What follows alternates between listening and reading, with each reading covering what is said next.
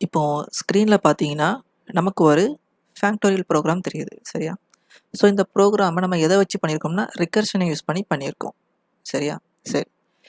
இப்ப இங்க பார்த்தீங்கன்னா, பைத்தான் வந்து என்ன பண்ணுது? இந்த ப்ரோகிராம படிக்க ஆரம்பிச்சுட்டு. ஸோ படிக்க ஆரம்பிச்சோனே என்ன பண்ணிரும்? நம்மளோட ஸ்டாக்ல வந்து குளோபல் ஃப்ரேம் வந்து ஆட் ஆயிரும். ஓகேவா? சரி. ஸோ இப்ப இந்த ஃபர்ஸ்ட் ஸ்டேட்மெண்ட் டிஃப் ஃபேக்டோரியல் அப்படிங்கிற அந்த ஸ்டேட்மெண்ட்ட பைத்தான் படிச்ச உடனே என்ன பண்ணிரும்? நம்மளுடைய ஹீப் மெமரியில இந்த ஃபேக்டோரியல் அப்படிங்கிற ஃபங்ஷனுக்கு என்ன பண்ணிரும்? ஒரு மெமரிய வந்து அலோகேட் பண்ணிரும். ஸோ மெமரி அலோகேட் பண்ணும்போது ஒரு மெமரி அட்ரஸ் கிடைக்கும். இங்க என்ன கிடைக்குது? VCI_1. ஸோ இந்த மெமரி அட்ரஸ் எடுத்து என்ன பண்ணும்? நம்மளுடைய இந்த குளோபல் ஃப்ரேம்ல என்ன பண்ணிரும்? அந்த ஃபேக்டோரியல் அப்படிங்கிற ஃபங்ஷன் நேம் கொடுத்து, அதுல வந்து என்ன பண்ணிரும்? இந்த VCI_1 அப்படிங்கிற மெமரி அட்ரஸ அசைன் பண்ணிரும். ஓகேவா? சரி. இப்போ அடுத்து பார்த்தோம்னா, இங்க என்ன நடக்கு? Print statement. இத வந்து பைத்தான் படிக்குது. சரியா? சரி. ஸோ இந்த ஸ்டேட்மெண்ட்ட படிக்கும்போது உள்ள பார்த்தீங்கன்னா, இதுக்குள்ள என்ன இருக்கு? ஃபேக்டோரியல் ஆஃப் 3 அப்படிங்கிற ஃபங்ஷன கால் பண்ணுது. சரியா? ஸோ ஃபேக்டோரியல் அப்படிங்கிற ஃபங்ஷன கால் பண்ணுது.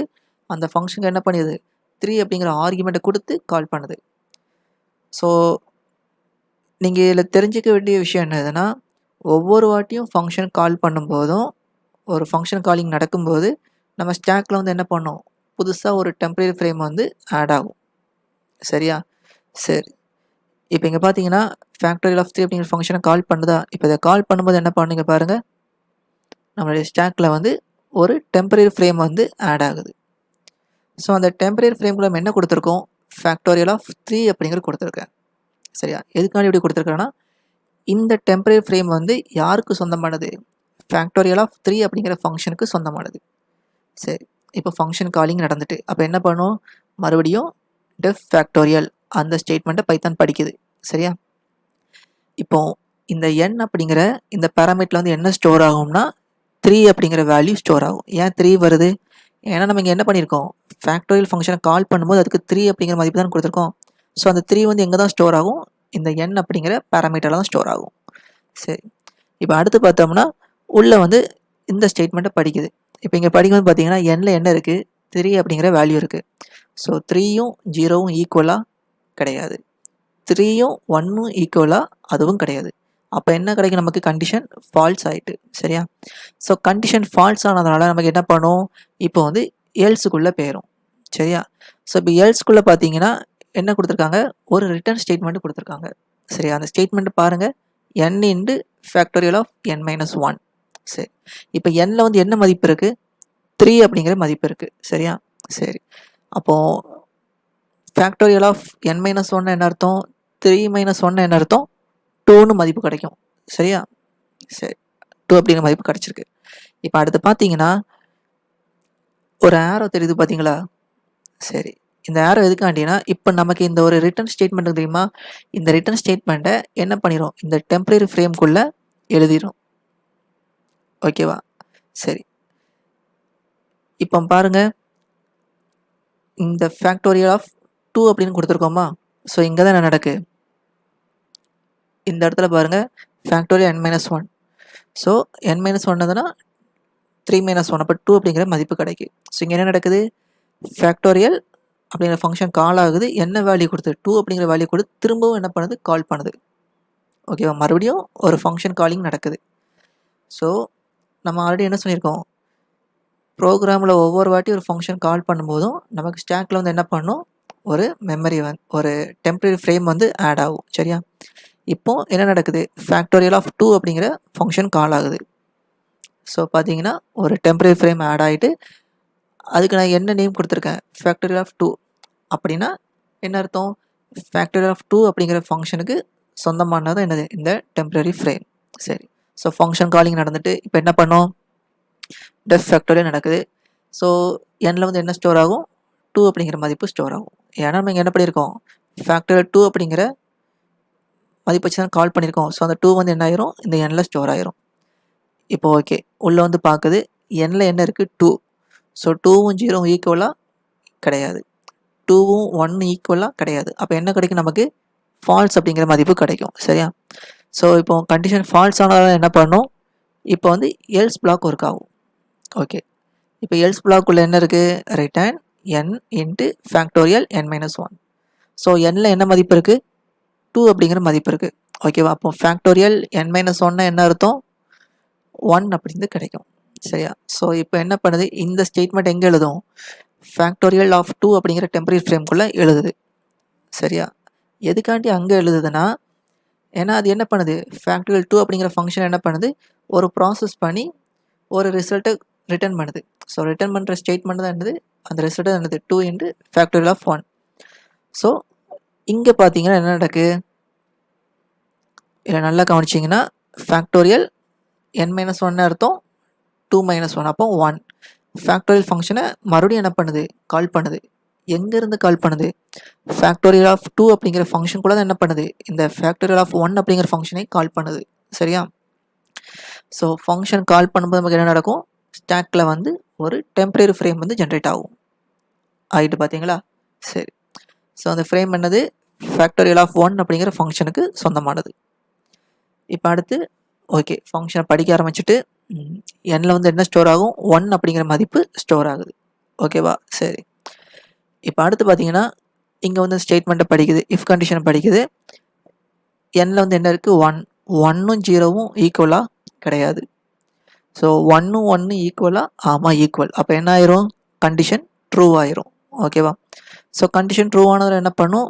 உள்ளே இருக்கிற ரிட்டர்ன் ஸ்டேட்மெண்ட், அதாவது ரிட்டர்ன் 1 அப்படிங்கிறது ஒர்க் ஆகும். ஸோ அப்போ என்ன கிடைக்கும்? இந்த ரிட்டர்ன் 1 அப்படிங்கிற மதிப்பு என்ன பண்ணுது? இந்த டெம்பரரி ஃப்ரேம்குள்ள நம்ம என்ன பண்ணிடுறோம்? நம்ம ரைட் பண்ணிட்டோம். சரியா? சரி. ஸோ இப்போ பார்த்தோம்னா ப்ரோக்ராம் வந்து எல்லாமே கரெக்டாக முடிஞ்சிட்டு. ஓகேவா? சரி.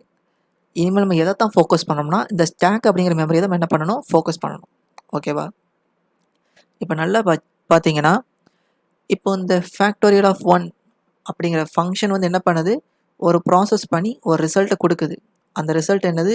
1 அப்படிங்கிற வேல்யூ. ஸோ அதை நம்ம என்ன பண்ணியிருக்கோம்? ரிட்டர்ன் 1ன்னு கொடுத்துருக்கோம். ஸோ இந்த ஃபேக்டோரியல் ஆஃப் 1 அப்படிங்கிற ஃபங்க்ஷன் வந்து எங்கேருந்து கால் ஆயிடுச்சு? கீழே பாருங்கள், ஃபேக்டோரியல் ஆஃப் 2 அப்படிங்கிற ஃபங்க்ஷனுக்குள்ளே இருந்தால் கால் ஆயிருக்கு. ஏன்னா அந்த ஃபேக்டோரியல் ஆஃப் 2 அப்படிங்கிற அந்த கீழே உள்ள டெம்பரரி ஃப்ரேமை பாருங்கள், ரிட்டர்ன் 2 இன்ட்டு ஃபேக்டோரியல் ஆஃப் 1 அப்படின்னு கொடுத்துருக்கோமா? ஸோ அப்போ இங்கே தான் என்ன இருக்குது? அந்த ஃபேக்டோரியல் ஆஃப் 1 அப்படிங்கிற ஃபங்க்ஷன் கால் ஆயிருக்கு. அப்போது இப்போ ஃபஸ்ட்டு ஃப்ரேமை பாருங்கள், டெம்பரரி ஃப்ரேமை. இந்த ஃபேக்டோரியல் ஆஃப் 1 அப்படிங்கிற இந்த ஃபங்க்ஷன் வந்து நமக்கு ஒரு ரிசல்ட் கொடுத்து பார்த்தீங்களா? 1 அப்படிங்கிற ஒரு வேல்யூவை. அந்த வேல்யூவை என்ன பண்ணிடும்னா இது கீழே உள்ள ஃபேக்டோரியல் ஆஃப் 2 அப்படிங்கிற இந்த டெம்பரரி ஃப்ரேமுக்கு என்ன பண்ணிடும்? அனுப்பிடும். ஸோ இப்போ நல்லா பாருங்கள், இங்கே 1 அப்படிங்கிற ஒரு வேல்யூ கிடைக்குதா அந்த க்ரீன் கலர் பாக்ஸில்? அந்த வேல்யூவை என்ன பண்ணிடும்? கீழே உள்ள டெம்பரரி ஃப்ரேமுக்கு அனுப்பிடும். ஸோ பார்த்தீங்களா? அனுப்பிட்டா? ஓகே. ஸோ அந்த வேல்யூவை கீழே அனுப்பிட்டு அந்த டெம்பரரி ஃப்ரேம் என்ன ஆயிரும்? ஃபேக்டோரியல் ஆஃப் 1 அப்படிங்கிற டெம்பரரி ஃப்ரேம் என்ன ஆயிரும்னா ஸ்டாக்கை விட்டு வெளியே போயிடும். எதுக்காண்டி வெளியே போகுது? அதோட வேலையை முடிச்சுட்டு. அதனால் என்ன பண்ணிடும்? டெம்பரரி ஃப்ரேம் அதை விட்டு வெளியே போயிடும். பார்த்தீங்களா? போயிட்டு. சரி. இப்போ பார்த்தீங்கன்னா இப்போது ஃபேக்டோரியல் ஆஃப் 2 அப்படிங்கிற டெம்பரரி ஃப்ரேமை பாருங்கள். இந்த ஃப்ரேம்குள்ளே என்ன? இந்த ஃபேக்டோரியல் ஆஃப் 2 அப்படிங்கிற ஃபங்க்ஷன் எதை ரிட்டர்ன் பண்ணுது? Return 2 into factorial of 1. ஓகேவா? இப்போ நமக்கு ஃபேக்டோரியல் ஆஃப் 1 அப்படிங்கிற ஃபங்க்ஷனுடைய வேல்யூ கிடச்சிட்டு. அது என்ன வேல்யூ ரிட்டர்ன் பண்ணிச்சு? 1 அப்படிங்கிற வேல்யூ தான் ரிட்டர்ன் பண்ணிச்சு. அதை நம்ம மேலே கொடுத்துருக்கோம் பாக்ஸ்குள்ளே. ஸோ இப்போ நமக்கு இதை மல்டிப்ளை பண்ண முடியுமா? 2 இன்ட்டு 1 என்ன கிடைக்கும் நமக்கு ரிசல்ட்டு? 2 அப்படிங்கிற மதிப்பு கிடைக்கும். ஸோ நமக்கு 2 அப்படிங்கிற மதிப்பு கிடச்சிட்டு. சரி. இந்த ஃபேக்டோரியல் ஆஃப் 2 அப்படிங்கிற ஃபங்க்ஷனு எங்கேருந்து கால் ஆயிடுச்சு? கொஞ்சம் அப்படி கீழே பாருங்கள். ஃபேக்டோரியல் ஆஃப் 3 அப்படிங்கிற ஒரு டெம்பரரி ஃப்ரேம் இருக்கா? இதுக்குள்ளே தான் என்ன ஆச்சு? இதுக்குள்ளே இருந்து தான் என்ன ஆச்சு? ஃபேக்டோரியல் ஆஃப் 2 அப்படிங்கிற ஃபங்க்ஷனை கால் ஆயிடுச்சு. அப்போது இப்போ நமக்கு மேலே ஃபேக்டோரியல் ஆஃப் 2 அப்படிங்கிற ஃபங்க்ஷனுக்கு என்ன ரிசல்ட் கிடச்சிருக்கு? 2 அப்படிங்கிற மதிப்பு கிடச்சிருக்கா? அந்த மதிப்பை என்ன பண்ணும்? கீழே இருக்கிற டெம்பரரி ஃப்ரேமுக்கு அதை அனுப்பிடும் பாருங்க. பார்த்தீங்களா? வேல்யூ அனுப்பிட்டு இப்போ என்ன பண்ணிடும்? அந்த டெம்பரரி ஃப்ரேம் வந்து ஸ்டாக்கை விட்டு வெளியே போயிடும். ஏன்னா ஃபங்க்ஷனோட வேலை முடிஞ்சிட்டு. சரியா? ஸோ அதனால் என்ன ஆயிரும்? அது டெம்பரரி ஃப்ரேம் ஸ்டாக் வந்து என்ன ஆயிரும்? ஸ்டாக்லேருந்து வெளியே போயிடும். அந்த டெம்பரரி ஃப்ரேம் ஸ்டாக் விட்டு வெளியே போயிடும். ஓகேவா? சரி. இப்போ இங்கே பார்த்தீங்கன்னா இங்கே என்ன நடக்குது? இப்போ ரிட்டர்ன் 3 இன்ட்டு ஃபேக்டோரியல் ஆஃப் 2. இப்போ ஃபேக்டோரியல் ஆஃப் 2 அப்படிங்கிற ஃபங்க்ஷன் வந்து ரிட்டர்ன் பண்ண ரிசல்ட் என்னது 2, அதுதான் மேலே இருக்குது. சரி, அப்போ நமக்கு அதுக்கு ரிசல்ட் கிடச்சிட்டு இப்போ நம்மளால் இது வந்து மல்டிப்ளை பண்ண முடியும். அப்போ 3 × 2னா என்ன கிடைக்கும் நமக்கு? 6 அப்படிங்கிற மதிப்பு கிடைக்குது. சரியா? ஸோ இப்போ இந்த 6 அப்படிங்கிற மதிப்பை என்ன பண்ணோம்னா, நம்மளுடைய இந்த பிரிண்ட் இருக்குது தெரியுமா, பிரிண்ட் ஸ்டேட்மெண்ட் லெஃப்ட் சைடு பாருங்கள். பிரிண்ட் ஸ்டேட்மெண்ட்டில் தான் நீங்கள் என்ன பண்ணோம், ஃபேக்டரி ஆஃப் 3 அப்படிங்கிற ஃபங்க்ஷனை கால் பண்ணோம். இந்த இடத்துக்கு என்ன பண்ணிடும், அந்த 6ஐ அனுப்பிடும். பாருங்கள், 6 இங்கே அனுப்பிட்டா, ஸோ இந்த வேல்யூவை 6 அப்படிங்கிற வேல்யூ வந்து அனுப்பிட்டு இந்த டெம்பரரி ஃப்ரேம் வந்து என்ன ஆயிரும், ஸ்டாக் விட்டு வெளியே போயிடும். பாருங்கள், போயிட்டு. ஸோ இப்போ அடுத்து என்ன நடக்கும், இந்த பிரிண்ட் ஸ்டேட்மெண்ட்டை இப்போ பிரிண்ட் பண்ணிட வேண்டியதான். ஸோ இப்போ பார்த்தீங்கன்னா அவுட்புட்டில் ஃபேக்டரி ஆஃப் 3 இஸ் என்ன பண்ணுது, 6 அப்படிங்கிற மதிப்பை பிரிண்ட் பண்ணிட்டு. ஓகேவா? சரி, இப்போ ப்ரோக்ராமில் எல்லா வேலையும் முடிஞ்சிட்டு, எல்லா ஸ்டேட்மெண்ட்டும் கரெக்டாக எக்ஸிக்யூட் ஆகிட்டு, அவ்வளோதான், ப்ரோக்ராம் இதோட முடிஞ்சிட்டு. ஸோ ப்ரோக்ராம் முடிஞ்சோன்னு என்ன ஆயிரும், ஸ்டாக்லேருந்து என்ன ஆயிரும், குளோபல் ஃப்ரேமு வெளியே போயிடும். சரியா? சரி, இப்போ இங்கே பார்த்தா யார் தான் இருக்கா, ஹீப் மெமரியில் ஒரு டேட்டா இருக்குது. இப்போ யார் வருவா, பைத்தானோடைய கார்பேஜ் கலெக்டர் வருவார், வந்து பார்ப்பார். ஓகே, ஹீப்பில் ஒரு டேட்டா இருக்குது, அந்த டேட்டாக்குரிய மெமரி அட்ரஸை ஸ்டாக்கில் யார்கிட்ட வச்சுருக்காங்களோ போய் பார்க்கும். ஆனால் ஸ்டாக்கே இங்கே என்னவா தான் இருக்குது, எம்டியாக இருக்குது. அப்போது ஹீப்பில் இந்த டேட்டா வந்து இடத்த அடைச்சிட்டு தானே இருக்குது தேவையில்லாமல்.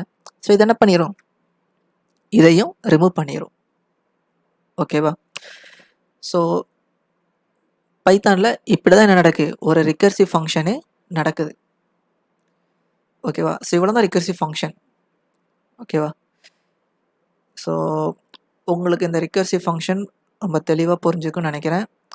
ஸோ உங்களுக்கு பிடிச்சிருந்தா மறக்காமல் லைக் போட்டுருங்க அண்ட் கமெண்ட்டும் போட்டுருங்க. ஓகேவா? தேங்க்யூ.